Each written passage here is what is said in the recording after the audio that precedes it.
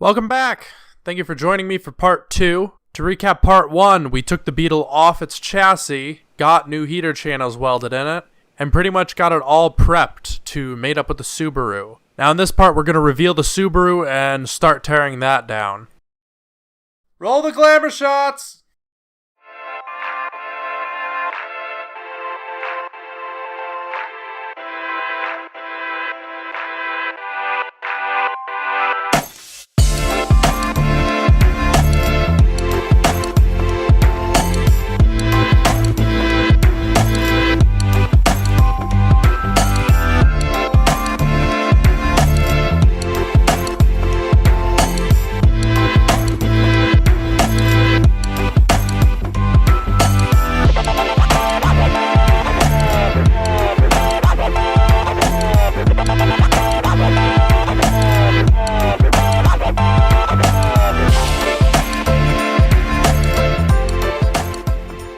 So I already took the interior out of this. It took me about a day and a half. It's not very interesting to watch. Just a bunch of 14mm bolts and plastic clips.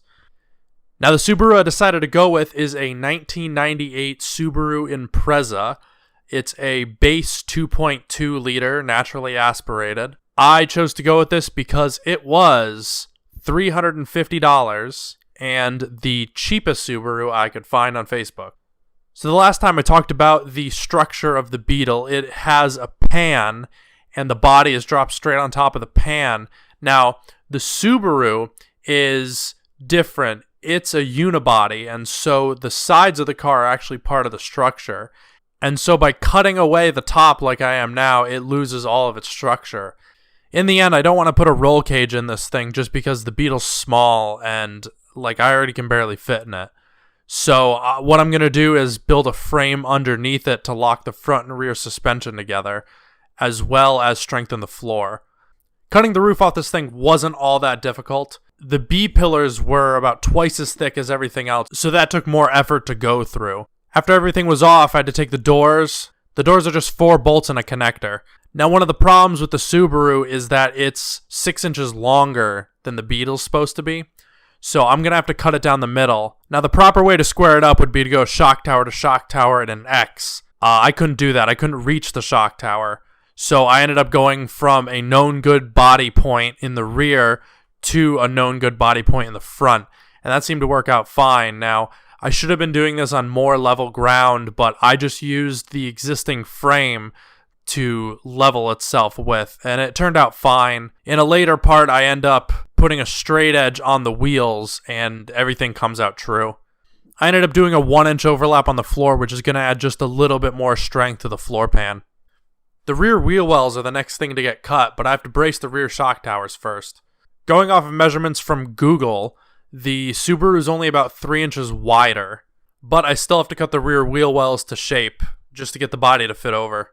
The only thing really in the rear of the Subaru is the charcoal canister, and 20 years of rust made it a little hard to get out.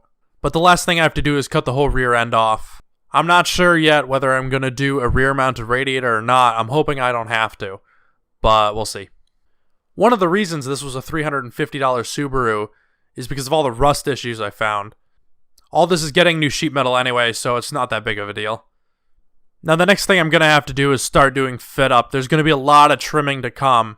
I know the guy who just did the all-wheel drive Miata using Subaru parts. He ended up making custom brackets to hold everything and reused the Miata rear suspension. For what I'm doing, I want to keep the pan just because it keeps everything in line where it's supposed to be. And also I'm a little lazy.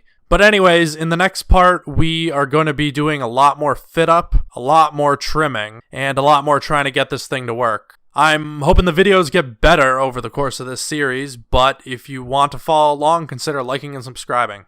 Thank you.